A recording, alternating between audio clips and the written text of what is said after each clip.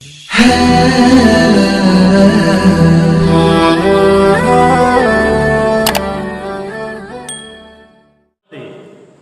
برداشت باندې الله رب العزت بعضو خلکو ته ډېر لوی مقام ورکړی دی.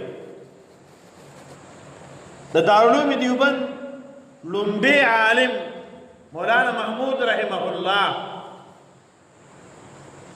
دا واقعاتو کې دا تذکره راځي. یو لومبی عالم استاذ د دیوبند دا محمود رحمه الله او شاگرد محمود رحمه الله چې بعد کې په شیخ الهند باندې مشهور شو شاگرد محمود الحسن. محترمو فرمای دا استاد وفات شو. د دیوبند لومبی عالم لومبی استاد دا وفات شو. چا خوب کې ولیده تپوس ته وکړ حضرت سم عمل سره وشو. وی الله دې مغفرت وکړو. وی بسو شو مغفرت څه عمل داسې و. هغه خلکو د دین ډېرې لویې قربانۍ کړې ډېرې لویې ستړې کړي دي.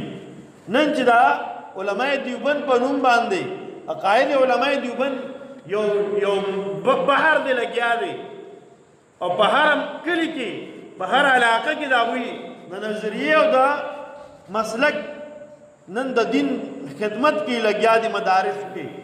محترم دا د هغه لومبي عالم او د هغه لومبي طالب علم شاگرد برکات دي چې دوی پورې اوس چلیږي.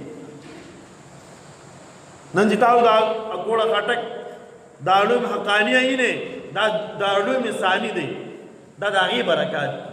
شرګړ کې چې دارالعلوم اسلامي عربیه شرګړې نه دا د هغې برکات دي. دا هغې استاد او شاګرد محنت او ثمره ده. نن په شرګړ کې د هغې الحمدلله مدرسه ده. په هر کلي کې مدرسه ده. عرض مې دا کوم محترمو دا محمود رحمه الله نه په خوب کې دا کس تپوس کې بزرګ دی. وی حضرت په څه مغفرت شو؟ وی جی مغفرت په دې خبره باندې وشو چې ډېر ورکوټې عملو زما په یاد کې نو الله په هغې زما مغفرت وکړو. فرمایي څه عمل دی؟ وی ورځ کور ته لاړم بیبي راله پخلی کړی و.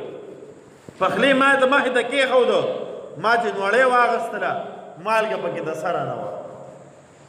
مالګه پکې بیخي تېره شوې وه. وی ما خیال وکړو چې دا مې انسان دی که نه څنګه چې زه انسان یم رانه بلا یېرې کېږي ډېر کارونه رانه یېرېږي ډېرې خبرې رانه یېرېږي. نن زما د بیبي نه هم خبره یېره شوه. خیر دی. وی ما پخلی وخوړه غږ مې ونه کړ. ما غږ ونه کړ. وی الله رب العزت دا عمل خوښ شو په دې عمل الله زما مغفرت وکړو. نن مونږه سوال نه پیدا کېږي چې مالګه دې سیوا او کمه شي. مونږ دومره کنځل وکړو پلیټ د غوري هغه بیسته وولو. نه دې ته ګورو دا رزق ما وشغو نه دې ته ګورو دا ما احسان ما د دې خپلې بیبي احسانات دي هېڅ ته ونه ګورو. دومره بد رد ووایو چې بیبي وایي ربه د داسې زناور نه مې خلاص کړي. داسې زناور